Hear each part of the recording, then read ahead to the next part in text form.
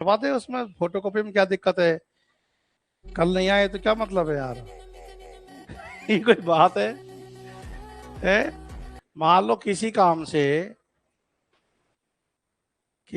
से मान लो आदमी एक दो दिन घर से बाहर रहे और फिर वो घर में आए, तो घर वाले तो कह देंगे तो हमारा है ही नहीं, तो बाहर जाओ, 2 दिन से है ही नहीं।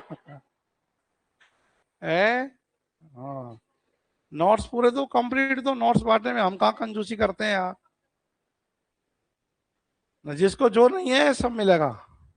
तुम तो अच्छे से पढ़ाई करो। और एक लाइव वाले बच्चों, तुम लोग जान लेना पूरा व्यास सर जो है, ये लोग तो इतने आलसी हैं कि इनके बारे में तो मैं क्या ही कहूँ। ये उत्तर माला भी टिक लगा के ऐसे भेजते हैं, देखो। जैसे क्या करते हैं ये, ऐसे गोले होते हैं ना 4, तो ये चौथा सही है तो चौथे को ऐसे लगा के भेज देते हैं। अब तुम ये मत सोच ना कि वो एमआर सीट आएगी, तुम भी इनसे सीख साख के और ऐसे ही टिक लगाना। अपन को तो पूरा भरना है ऐसे। ये तो पता नहीं कैसे ये करम ठोक, इनको गोला करने में क्या दिक्कत आती है। ऐसे गोला करके उत्तर जाना चाहिए ऐसा।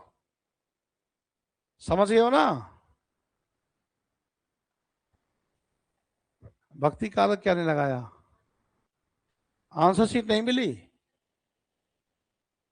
नहीं, आंसर शीट नहीं मिली। उसमें डाली होगी ना ऐप में। तो भक्ति काल क्या भी लाला, उत्तर माला को दीवार पर लगाया करो, तुम प्रश्न पूछने में तो उत्साहित रहते हो।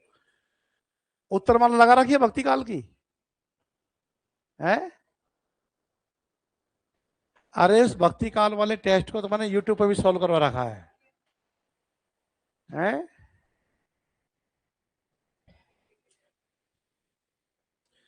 तुम टाइम टाइम पे इनको नोट्स दिला दिया करो, नहीं तुमको कुटवा देंगे, कोई तो नहीं है। लिखो भाई, सबसे पहले यही सच है। इस कहानी के बारे में नोट करो। ये कहानी 1966 में प्रकाशित हुई। मन्नू भंडारी की ये कहानी 1966 ईस्वी में प्रकाशित हुई। इस कहानी के ऊपर ही लिख लो तुम। थोड़ा सा हिम्मत रखना, भले ही 12 बज गए हैं, तुमको हिल बजे तक ऐसे मत करो। एक नई कहानी पढ़ना शुरू कर रहे हो, कहानी 12 बजे हुए हैं, अब पढ़ेंगे तो रसास्वादन करेंगे इसका। यह कहानी 1966 ईस्वी में प्रकाशित हुई। देखो, इस कहानी पर वासु चटर्जी ने वासु चटर्जी ने ये उस फोल्डर में भी किया ना, गद्यपद के फोल्डर में, सेकंड ग्रेड में। लिख लो, वासु चटर्जी ने 1974 में रजनीगंधा, 1974 ईस्वी में रजनीगंधा नामक फिल्म बनाई थी। बहुत प्यारा गाना आता है इसमें, रजनीगंधा फूल खिला है। सुना है तुमने गाना? अरे क्या सुनोगे तुम गाना, और क्या सुना देंगे हम गाना। सुनो, मैं सुनाता हूं तुमको रजनीगंधा फूल गाना। अब सुनो तुम।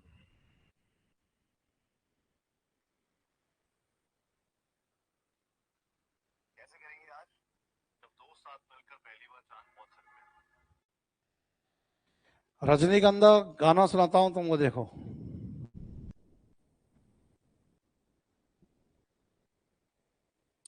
सुनोगे ना?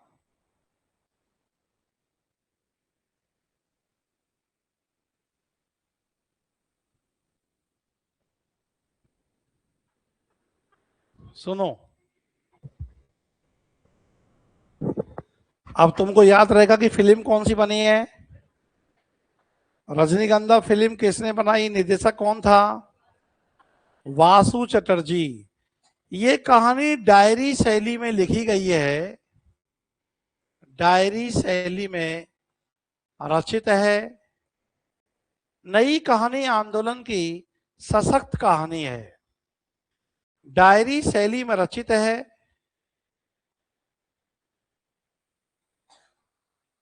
नई कहानी आंदोलन की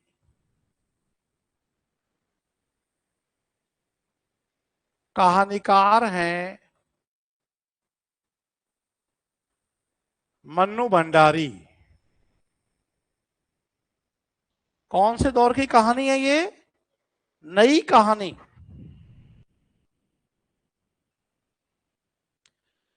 इस कहानी में एक स्त्री के मन में प्रेम को लेकर जो अंतर्द्वंद है, उस अंतर्द्वंद की यथार्थ कहानी है निशीथ और संजय। निशीथ उसका पास्ट है, संजय उसका वर्तमान है। वह दोनों के बीच में जूझती है। तो लिख लो, दीपा के मन में प्रेम के अंतर्द्वंद के, दीपा के मन में प्रेम के अंतर्द्वंद, दीपा के मन में प्रेम के अंतर्द्वंद का यथार्थ चित्रण प्रस्तुत हुआ है, का यथार्थ चित्रण प्रस्तुत हुआ है। दीपा के मन में प्रेम के अंतर्द्वंद का यथार्थ चित्रण प्रस्तुत हुआ है। अब ये देखो, कानपुर, ध्यान देना, इस कहानी का जो पहला स्थल है वो क्या है? कानपुर। असल में ये कहानी कानपुर और कलकत्ता, इन दो शहरों में ही घूमती रहती है। और ये लड़की दीपा मूलतः पटना की रहने वाली है, जो कानपुर में कोई पीएचडी के वर्क के सिलसिले में है। और यहीं पर इनकी मुलाकात एक ऑफिस में काम करने वाले व्यक्ति से, और किसी कारण से ये निशीथ से चिड़ी हुई है। निशीथ इसके बचपन का प्रेम है, वो इसको है। निशीथ इस समय कलकत्ता में है। दीपा किसी कारण से कलकत्ता जाती है तो इसको वहां निशीथ मिलता है। तो वापस उसके प्रति जो पुराना प्रेम था वो जागृत होता है। लेकिन निशीथ अभी भी आगे नहीं बढ़ता है। और फिर अंततः वह संजय को ही अपने जीवन का सच मानती है कि जो यथार्थ है, अब जो सामने है, यही सच है। सामने आंगन में फैली धूप सिमटकर दीवारों पर चढ़ गई और कंधे पर बस्ता लटकाए नन्हे नन्हे बच्चों के झुंड दिखाई दिए। तो एकाएक ही मुझे समय का आभास हुआ। घंटा भर हो गया यहाँ खड़े खड़े, और संजय का भी अभी तक पता नहीं। झुंझलाती सी मैं कमरे में आती हूँ। कोने में रखी मेज पर किताबें बिखरी पड़ी हैं, कुछ खुली कुछ बंद। एक क्षण मैं उन्हें ही देखती रहती हूँ। डायरी वैसे भी हमेशा उत्तम पुरुष शैली, मैं शैली में लिखी जाती है। ये कहानी भी मैं शैली में लिखी गई है। लिख लो, ये कहानी उत्तम पुरुष शैली, मैं शैली में लिखी गई है। एक तो मेरे पास ये है, यही सच है। किसके पास नहीं है? लो, तुम ही लो।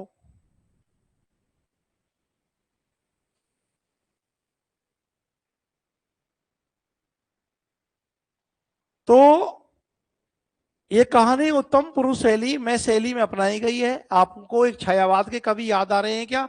मैंने मैं शैली अपनाई, निराला। तो ये कहानी उत्तम पुरुष शैली, उत्तम पुरुष शैली में क्या होता है? मैं, मेरा, मुझे। तो मैं शैली में लिखी गई है। तो एक क्षण में उन्हें ही देखती रहती हूं। फिर निरुद्देश्य सी कपड़ों की अलमारी खोलकर सरसती सी नजर से कपड़े देखती हूँ। सब बिखरे पड़े हैं। इतनी देर यूं ही व्यर्थ खड़ी रही, इन्हें ही ठीक कर लेती, पर मन नहीं करता और फिर बंद कर देती हूँ। थोड़ी आलसी है क्या? अच्छा, ये जो पहला कथन याद रखना, सामने आंगन में फैली धूप सिमटकर दीवारों पर चढ़ गई, ये किस कहानी का वाक्य है? यही सच है। यही सच है। इसका प्रकाशन क्या है? 1966। इस पर फिल्म कब बनी? 1974 में। और सर्वश्रेष्ठ फिल्म का पुरस्कार और जीता था इसने। तुम देख सकते हो इस फिल्म को, ये यूट्यूब गूगल पर पड़ी हुई है। यही सच है। बहुत आनंद आएगा तुमको। बहुत अच्छी कहानी है। और इसमें वो नहीं है प्रेम का आदर्श, प्रेम का त्याग, वो पुरस्कार कहानी में चलेगा। यहाँ आदर्श त्याग क्या करेगा, कभी उसके चक्कर में झूम रही है, कभी इसके चक्कर में घूम रही है, तुम कौन से आदर्श की बात करोगे? एक तो परमानेंट लिस्ट में है, एक वेटिंग लिस्ट में नाम है। अब परमानेंट नौकरी कब चली जाए तो वेटिंग लिस्ट क्लियर करनी पड़े। फिर निरुद्देश्य सी कपड़ों की अलमारी खोलकर सरस्ती से नजर से कपड़े देखती हूँ, सब बिखरे पड़े हैं। इतनी देर यूं ही व्यर्थ खड़ी रही, इन्हें ही ठीक कर लेती पर मन नहीं करता और फिर बंद कर देती हूँ। कहानी का पहला दृश्य किस शहर से शुरू हो रहा है? कानपुर। ये गिनना है कि कितने के नाम कानपुर है, कितने के नाम कलकत्ता है, अभी तो पहला ही चल रहा है। खैर, नहीं आना था तो व्यर्थ ही मुझे समय क्यों दिया? फिर ये कोई आज की बात है? हमेशा संजय अपने बताए हुए समय से घंटे 2 घंटे देरी करके आता है। ये कौन से पात्र की विशेषता बताई गई है, निशित की या संजय की? संजय की। बताए गए समय से तो बढ़िया है ना, वेट करती रहे, उसका अपना मजा है। हर जगह लड़के ही वेट करते रहे तो अच्छी बात है क्या?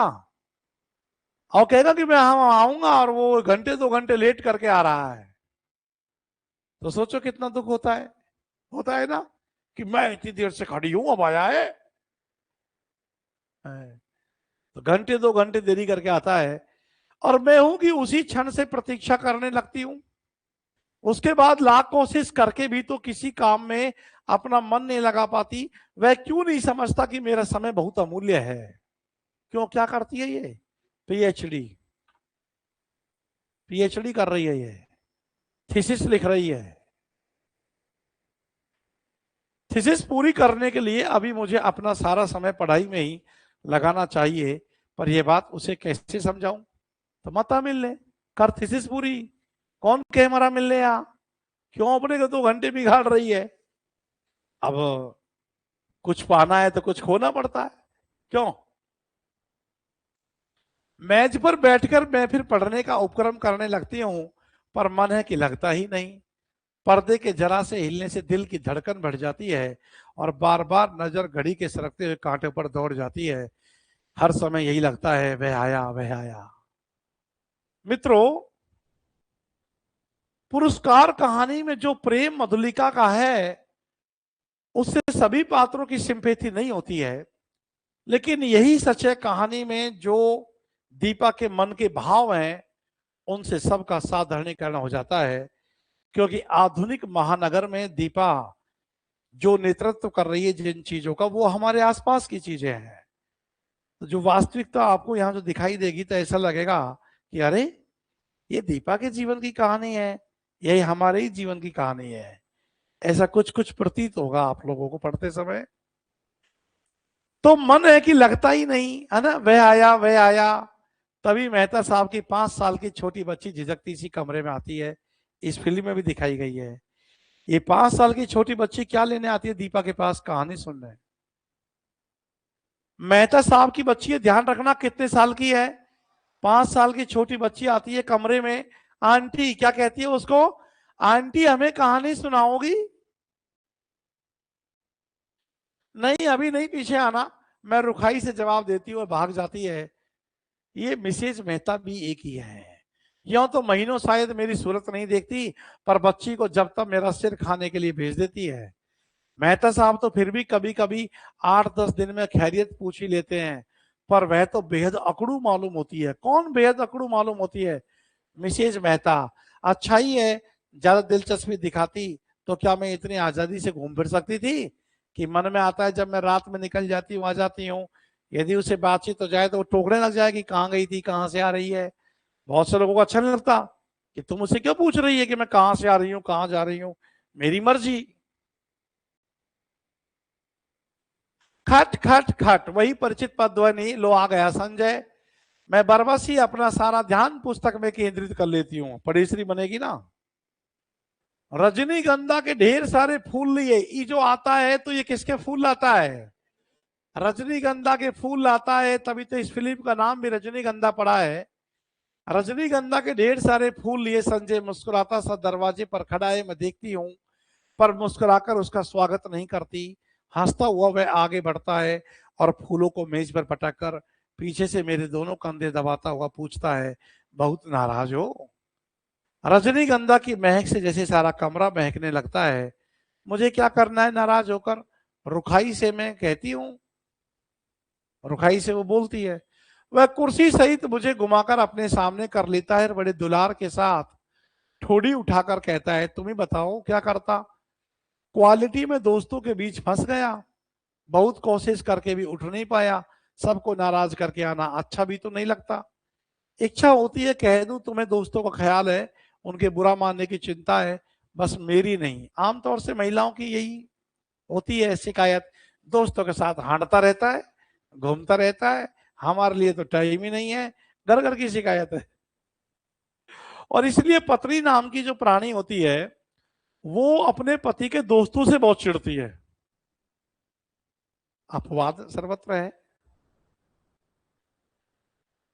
तो कोई और समय होता तो मैं, है ना, उसके अच्छा दोस्तों ख्याल है, उसके बुरा मानने की चिंता है, बस मेरा ही नहीं है।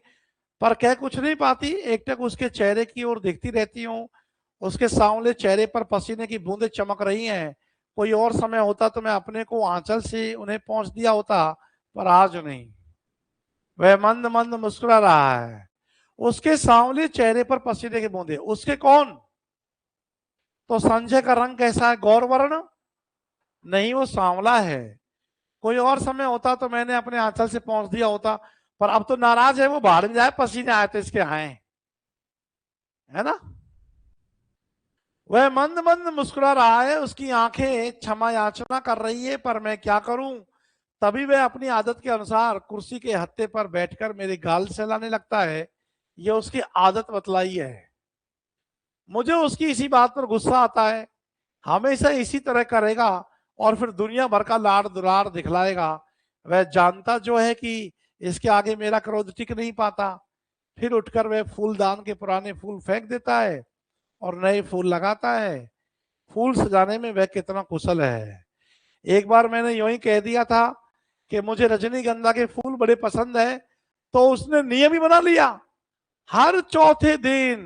देख लो भाई, प्रेमी तो अच्छा है, ऐसा प्रेमी मिले तो क्या दिक्कत है, फूल ला भाई रोज। कौन से दिन लाता है? चौथे दिन ढेर सारे फूल लाकर मेरे कमरे में लगा देता है। और अब तो मुझे ऐसी आदत हो गई है कि एक दिन भी कमरे में फूल ना रहे तो पढ़ने में न मन लगता है न सोने में। ये फूल जैसे संजय की उपस्थिति का आभास। रजनीगंधा के फूल किसकी उपस्थिति का एहसास कराते हैं? संजय की उपस्थिति का। थोड़ी देर बाद हम घूमने निकल जाते हैं। एकाएक मुझे इरा के पत्र की बात याद आती है, जो बात सुनाने के लिए मैं सवेरे से ही आतुर थी। इरा, इरा इनकी सहेली का नाम है जो कलकत्ता में रहती है। कौन है इरा? दीपा की सहेली है जो कहां रहती है? कलकत्ता में रहती है? अरे देखना भाई, ये कमेंटों में क्या दिक्कत आ रही है पंकज? ये तुम्हारा ये इसमें के बच्चे कुछ कह रहे हैं। दीपा हाँ स्वयं लिख रही है ना मैसेली में, बिल्कुल सही है। इराके पत्र की बात याद आती है, जो बात सुनाने के लिए मैं सवेरे से ही आतुर थी। इस गुस्सेबाजी में मैं उसे ही भूल गई। सुनो, ईरा ने लिखा है, किसी भी दिन मेरे पास इंटरव्यू का बुलावा आ सकता है, मुझे तैयार रहना चाहिए। कि भाई तुम पीएचडी कर रही हो ना, तो कलकत्ता यूनिवर्सिटी से तुम्हें कभी भी इंटरव्यू कॉल हो सकता है, वहां भर्ती चल रही है, तो तुमको इंटरव्यू के लिए तैयार रहना चाहिए।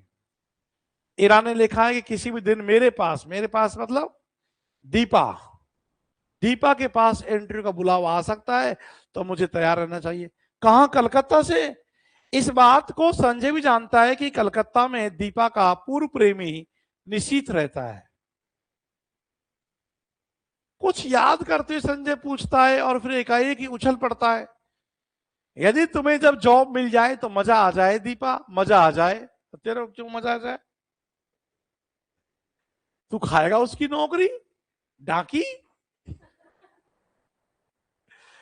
हम सड़क पर हैं, नहीं तो अवश्य ही उसने आवेश में आकर कोई हरकत कर डाली होती। चांदनी रात में सड़कों पे घूमते हैं, पहले घूम सकते थे, अब तो ऐसी स्थिति पैदा ही नहीं रही। जाने क्यों मुझे उसका इस प्रकार प्रसन्न होना अच्छा नहीं लगता। क्या वह ये चाहता है कि मैं कलकत्ता चली जाऊं उससे दूर? तभी सुनाई देता है, तुम्हें ये जॉब मिल जाए तो सच में मैं भी अपना तबादला कलकत्ता ही करवा लूं, हेड ऑफिस में, ईबी ऑफिस में क्लर्क वगैरह है। यहाँ की रोज किचकिच से मेरा मन उब गया है। कितनी बार सोचा कि तबादले की कोशिश करूं, पर तुम्हारे ख्याल ने हमेशा मुझे बांध लिया। ऑफिस में शांति हो जाएगी, पर मेरी सामें कितनी वीरान हो जाएंगी। उसके स्वर की आर्द्रता ने मुझे छू लिया। एकाएक ही मुझे लगने लगा कि रात बड़ी सुहावनी हो चली है। हम दूर निकलकर अपनी प्रिय टेकरी पर जाकर बैठ जाते हैं। एक जगह ठिकाना खोज रखा है इन्होंने बैठने का। टेकरी तो ऐसी जगह है, दूर दूर तक हल्की सी चांदनी फैली हुई है। अरे अच्छा प्रकृति चित्रण है, रेखांकित करो। दूर दूर तक हल्की सी चांदनी फैली हुई है और शहर की तरह यहाँ का वातावरण धुएं से भरा हुआ नहीं है। वह दोनों पैर फैलाकर बैठ जाता है और घंटों मुझे अपने ऑफिस के झगड़े की बातें सुनाता है। महिलाओं वाले गुण है पूरे इसमें तो, संजय में। नहीं तो प्रेम मोहब्बत की बात करें, अरे ससुरा ऑफिस की चीज को ऑफिस में छोड़ के जा है। अब मैं तुम्हारे सामने यहाँ हूं तो घर को घर की जगह छोड़ आया। सिर्फ किताबें हैं तुम और हम है।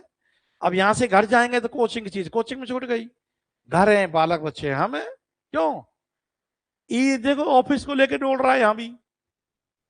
और फिर कलकत्ता जाकर जीवन बिताने की योजनाएं बनाता। मैं कुछ नहीं बोलती, बस एकटक उसे देखती रहती हूँ। वह जब चुप हो जाता है तो बोलती हूँ, मुझे तो इंटरव्यू में जाते हुए बड़ा डर लगता है। पता नहीं कैसे क्या पूछते होंगे। अरे हम शिक्षा दे देंगे क्या पूछते हैं, क्यों। मेरे लिए तो ये पहला ही मौका है, पहली बार इंटरव्यू देगी है प्रोफेसर का। वह खिलखिलाकर हंस पड़ता है। तुम भी एक ही मूर्ख हो, घर से दूर यहाँ कमरा लेकर अकेली रहती हो, रिसर्च कर रही हो। बहुत बढ़िया रिसर्च करवा रहा है। चांदी रात में घूम रहे हैं, इसका पढ़ाई का टाइम पूरा वेस्ट जा रहा है। देखो प्रेम करना गुनाह नहीं है, लेकिन समय प्रेम को दे देना गुनाह है। छात्र जीवन में समय कहाँ है, लोगों के पास चाय तक पीने के लिए टाइम नहीं होता है। और फिर इंटरव्यू के नाम से डर लगता है, क्यों। और गाल पर हल्की शपथ लगा रहा है, पगली कहीं है। फिर समझाता हुआ कहता है, और देखो आजकल ये इंटरव्यू आदि तो सब दिखावा मात्र होते हैं, कोई जान पहचान वाला हो, हेलो तो क्या करवा देना, हेलो फोन। और क्या इन्फ्लुएंस, ये चेक करो। इन्फ्लुएंस एक प्रकार से जैक जुगाड़ को कहना चाहिए। अंग्रेजी वर्ड है, तुम देखो इसको क्या कहते हैं, इन्फ्लुएंस। अरे तुम तो चेक भी नहीं करोगे। वही है बाहरी कोई जैक जुगाड़ वगैरह क्या होता है। इन्फ्लुएंस मीनिंग प्रभाव, व्यक्ति या वस्तु को प्रभावित करना। लिख लो, प्रभावित करना। तो जैक जुगाड़ क्या करेगा, प्रभावित तो करेगा। किसी का प्रभाव डलवा दे, फोन करवा देना एएस चौधरी से कलकत्ता विश्वविद्यालय में। ये बात सही भी है कि पहले के समय में बहुत चलता था। अब तो कंपटीशन है, अब ऐसा नहीं होता है। पर कलकत्ता तो मेरे लिए एकदम नई जगह है। वहां इराक को छोड़कर मैं किसी को जानती भी नहीं। अब उन लोगों की कोई जान पहचान हो तो बात दूसरी है, किसकी, इरार की। असहाय सी मैं कहती हूं, और किसी को नहीं जानती। मेरे चेहरे पर नजर गड़ाकर पूछता है, निशित भी तो वही है, तेरा पुराना आशिक। लड़की भड़क जाएगी। देवियों, पहले से ही एडवांस में क्षमा मांगता हूं, और ये जरूर कहता हूं, इस कला में स्त्री बहुत निपुण है। जब तक साथ रहेगी ऐसा लगेगा कि प्राण तुम्हारे लिए बने हैं। और जैसे ही मौका पाके हल्का सा डिस्टेंस हुआ, तुम कौन हो वैसे। उसी व्यक्ति से अब यही सब होने वाला है। इन अंशों को पढ़कर के तुमको ये लगेगा कि संजय से कितना प्यार करती है, और एक बार इसको कलकत्ता जाने दो, इनको धरती का सबसे फालतू पुरुष भी कौन लगेगा? यही संजय। ये है प्रेम को लेकर अवसरवादिता, वो वाली चीज भी इस कहानी में देखने को मिलती है। आप मेरी बात को ये कहकर काट सकते हो कि पुरुष कम नहीं होते, पुरुष बेवफा होते हैं। बेवफा चाहे महिला हो चाहे पुरुष, ये हमारे अध्ययन का विषय नहीं है। कहानी जो कह रही है उसमें ये प्रॉब्लम दीपा के अंदर है। क्लियर? आगे देखो। किसी और को नहीं जानती, फिर मेरे चेहरे पर नजर गड़ाकर पूछता है, निशित को भी? निशित भी तो वही है। होगा, मुझे क्या करना है उससे? मैं एकदम भिन्न कर जवाब देती हूं, पता नहीं क्यों मुझे लग ही रहा था कि ये इसी बात करेगा। वो इस बात से भड़क जाती है कि पुराने आशिक का नाम क्यों लिया। कुछ नहीं करना, वह छेड़ने के लहजे में कहता है, और मैं भबक पड़ती हूं, देखो संजय, मैं 1000 बार तुमसे कह चुकी हूं कि उसे लेकर मुझसे मजाक मत किया करो, मुझे इस तरह का मजाक जरा भी पसंद नहीं। उसे लेकर निशीथ, वैसे निशीथ का मतलब होता है मध्यरात्रि, ये तो उस पात्र का नाम है निशीथ। वह खिलखिलाकर हंस पड़ता है, पर मेरा तो मूड ही खराब हो जाता है। हम लौट पड़ते हैं। वह मुझे खुश करने के इरादे से मेरे कंधे पर हाथ रख देता है, तो मैं झटक कर हाथ हटा देती हूँ। पर सुनो, ये कंधे पर भी हाथ तभी रखा जा सकता है जब हाइट बराबर की हो। इसीलिए समाज सोसाइटी के लोग सही कहते हैं कि जोड़ी मिसमैच या बढ़िया जोड़ी। तो हम लौट पड़ते हैं। वह मुझे, अच्छा क्या कर रहे हो? कोई देख लेगा तो क्या कहेगा? कौन है यहां जो देख लेगा? और देख लेगा तो देख ले, आप ही कुड़ेगा। जैसे इस समय लड़के कुड़ रहे हैं बेचारे। क्यों? कोई कोई दुख दर्द तो नहीं हो रहा है किसी को? नहीं, हमें पसंद नहीं है बेशर्मी। देख तो सही, चांदी रात में घूमने में बेशर्मी नहीं दिख रही है इसको, है? हमको पसंद नहीं है बेशर्मी। और सच्ची मुझे रास्ते में ऐसी हरकत पसंद नहीं है, चाहे रास्ता निर्जन ही क्यों ना हो, पर है तो रास्ता ही। और फिर कानपुर जैसी जगह, जो छोटी जगह है जहां लोग बात ज्यादा बनाएंगे, है ना? कमरे पर लौटकर मैं उसे बैठने को कहती हूं, पर वह बैठता नहीं, बस बाहों में भरकर एक बार चूम लेता है। यह भी जैसे उसका रोज का नियम है। रोज का नियम से इस पंक्ति को रेखांकित कर लो। वह चला जाता है। मैं बाहर बालकनी में निकलकर उसे देखती रहती हूँ। उसका आकार छोटा होते होते सड़क के मोड़ पर जाकर लुप्त हो जाता है। मैं उधर ही देखती रहती हूँ, निरुद्देश्य सी, खोई खोई सी, फिर आकर पढ़ने बैठ जाती हूँ। रात में सोती हूँ तो देर तक मेरी आंखें मेज पर लगे रजनीगंधा के फूलों को ही निहारती रहती है।